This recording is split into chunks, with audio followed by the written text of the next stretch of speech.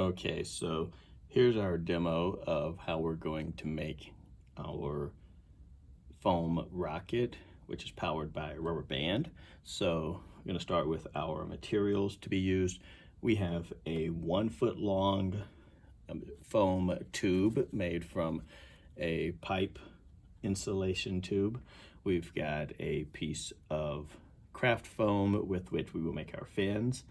Then we have our rubber band right here. We've got a craft foam bead, and we have a zip tie. Those will be the parts that we will use to make the rocket.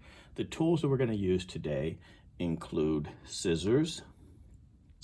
Optionally, you can use an X-Acto knife or box cutter.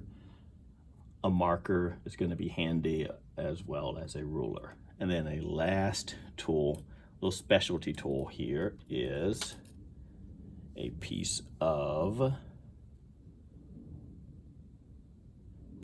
filament, sort of like fishing line, like thick fishing line. Okay, so here's how we'll put this together. We're going to start by marking and cutting our tube to prepare it for our fins. So I've already done that a little bit, but I'll show you what we do here. We want the fins to start about 1/2 inch from the bottom of the tube and to go about 2 inches long. So as you can see, I put my bottom of my tube at the 2.5 inch mark, meaning that I'm going to start my mark at the 2 inch line there and go to the end of the ruler.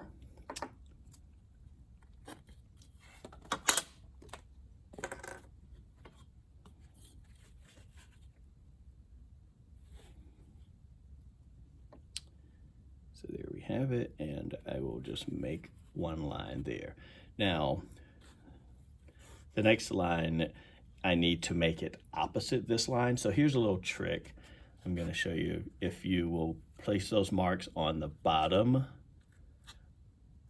of your rocket first, that's going to help tremendously in being able to align your fins and get them pretty even. They don't have to be perfectly even with this particular rocket, but you want them pretty even.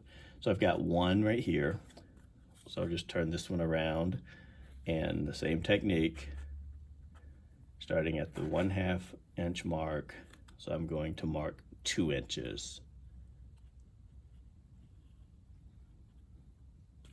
And do that a couple more times.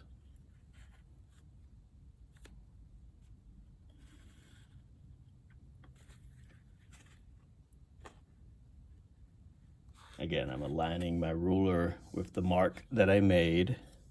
Align my ruler with the mark I made on the bottom there, placing it at the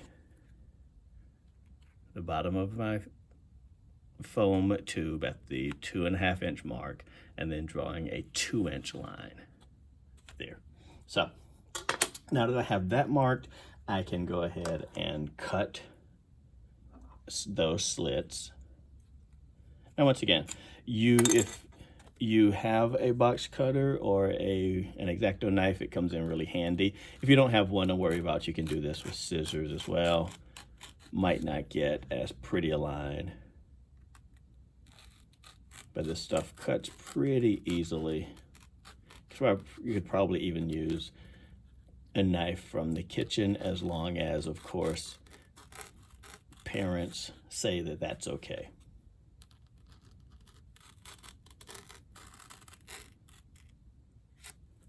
So I've cut those slits, and I cut all the way through the pipe so that my fins will go almost to the center of the pipe. So once I've done that, the next thing I'm going to do is to prepare my fins.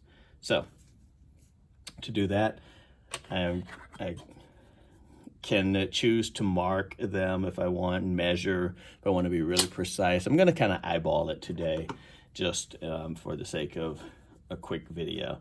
So I want to do this, let's say about that big, and what I'm going to do is just sort of cut a couple of squares out, and then cut those, let's see, get some sort of fancy-ish fins out of that. So those will be my fins. I think I'll use that side to insert into, let's see,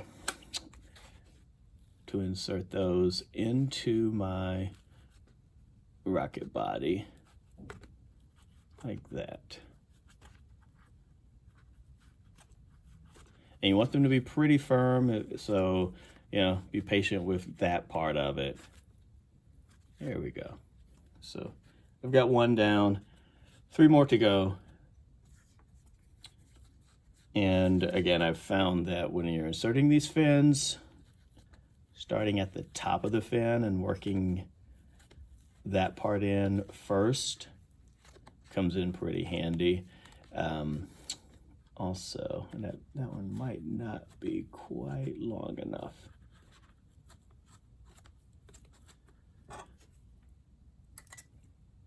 We're going to extend that cut just a tad. And then you get the bottom of the fin in second there.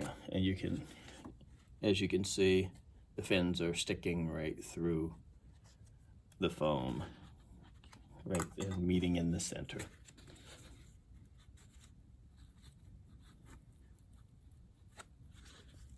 Where's my cut? There it is. It is important that you start above the bottom of the rocket. You don't want to just cut a slit right straight from the bottom. That would make it really difficult for your fins to stay inserted in the rocket. If that's the only option you have, or if you accidentally cut it too much, it's probably okay. It's probably okay to use some tape to secure it and hold your fins in place. As long as your fins are, there we go, that one went really easily. As long as your fins are not loose and falling out, if you drop it or shake it, then you've done a good job. Okay, so that's the bottom of our rocket. That's the first part of our preparation. Now we just have to make our launch mechanism. To do that, I am going to start with stringing the rubber band through my foam bead. So you'll notice my bead has a hole in it, and the rubber band will go through there, but it's going to take some effort. So here's what we're going to do. Remember that filament that we had, our little piece of filament is our tool for doing this. We're just going to loop that right through the rubber band, just like that. So put my filament there, rubber band over that, and then just sort of bend that in half. Now my filament will slide easily through the bead, and I am going to use that to pull the rubber band through. And I don't need to pull it all the way through, just a little bit, just enough so that I can now loop my rubber band back through itself.